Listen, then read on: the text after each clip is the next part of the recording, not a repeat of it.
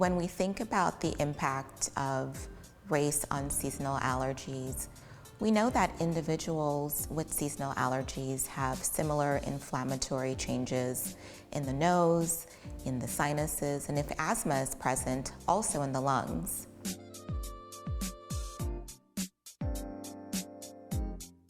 My name is Lorraine Anderson.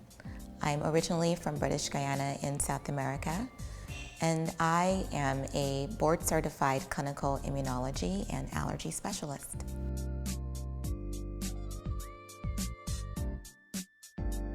There are several genetic and environmental factors that contribute to that. There are environments where allergens, irritants, pollutants all converge to create an environment that is ripe for the development of allergies and asthma.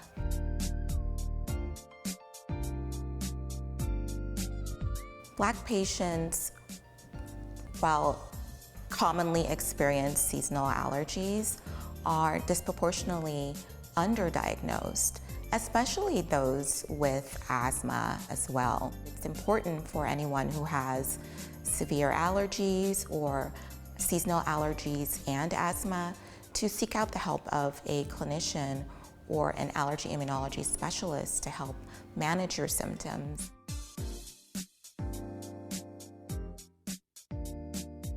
Common symptoms of seasonal allergies include sneezing. Patients will often report sneezing in multiples or having sneezing fits. They also have quite a few nasal symptoms like nasal congestion, runny nose, and itching of the eyes, the nose, the palate, itching of the ears.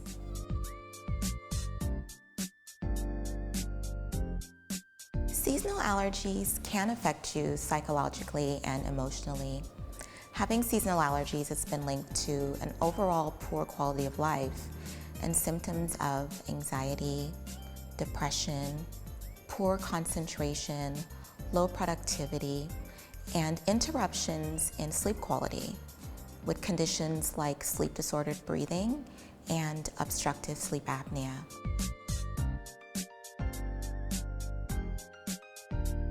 Your diet can contribute to seasonal allergies.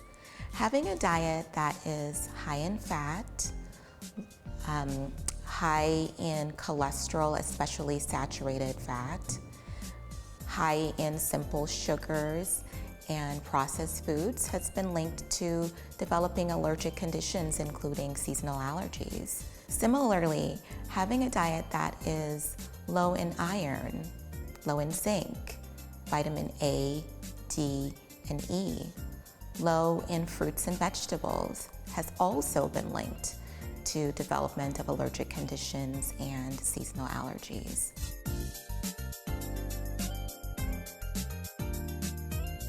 The best treatment for seasonal allergy symptoms will take into account a few different things: your symptom profile, any associated medical conditions that can be linked to seasonal allergies, like asthma, and your underlying medical conditions.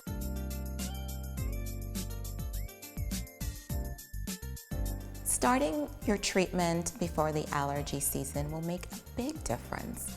You really do want to use your nasal sprays, which are the best and most effective option, about 1 to 2 weeks before the season starts, because the nasal sprays like fluticasone and antihistamine nasal sprays like azalastin, they do not work right away.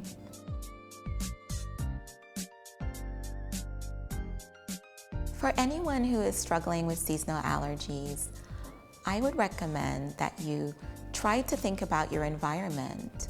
What allergens, irritants, or pollutants might be contributing to your symptoms?